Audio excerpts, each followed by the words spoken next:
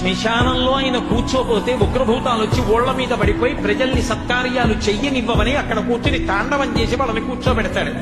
పార్వతీదేవి అడిగింది మహాభారతం అనుశాసనిక పర్వంలో, శుభ్రమైన కైలాసం ఉండగా, ఇంత ఐశ్వర్యం ఉండగా, చింతామణి గృహం ఉండగా శ్మశానంలో ఎందుకుంటున్నారని అడిగింది.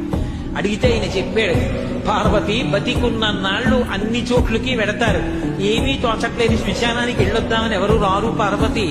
నేనంతవాణ్ణంటాడు, పొడుగ్గా ఉన్నానంటాడు, తెల్లగా ఉన్నానంటాడు, పండితుణ్ణంటాడు, పద్యాలు నాకు నోటికొచ్చంటాడు, ఉపన్యాసం చెప్పగలనంటాడు, నాకు పాటలు వచ్చంటాడు, నేను నాట్యం చేస్తానంటాడు, నేను అధికారినంటాడు, నా దగ్గర డబ్బు ఉందంటాడు, నేను పాట పాడగలనంటాడు. ఇన్ని ఉన్నాయనుకున్న వాడిలోంచి ఊపిరి బయటికి వెళ్ళిపోయిన తరువాత వాడిని తీసుకెళ్లి 4 కొత్త కర్రల మీద పడుకోబెట్టి చాప చుట్టి తాడు కట్టి పైన నూలుబట్ట కప్పి తీసుకొచ్చి అన్నీ తీసేసి కర్రల మీద పడుకోబెట్టి కాల్చేస్తుంటే జీవుడు లేచి నిలబడి పుర్రె పగిలిపోయిన తరువాత కన్న కొడుకు కూడా స్నానం చేసి వెళ్ళిపోతుంటే చీకటి పడిపోయాక, అయ్య బాబోయ్ చుట్టూ ఉగ్రభూతాలు, నా వాళ్ళన్న వాళ్ళు లేరు, వీళ్ళని నమ్ముకున్నాను, ఒక్కడు లేడని ఏడుస్తుంటే నేనున్నాను రా అని చెప్పడానికి నేను కూడా లేకపోతే చచ్చిన వాడు 1000 మాటలు చచ్చిపోతారని అక్కడ ఉన్నారు పార్వతి, నా కర్మకాలక్కడ లేనన్నాడు.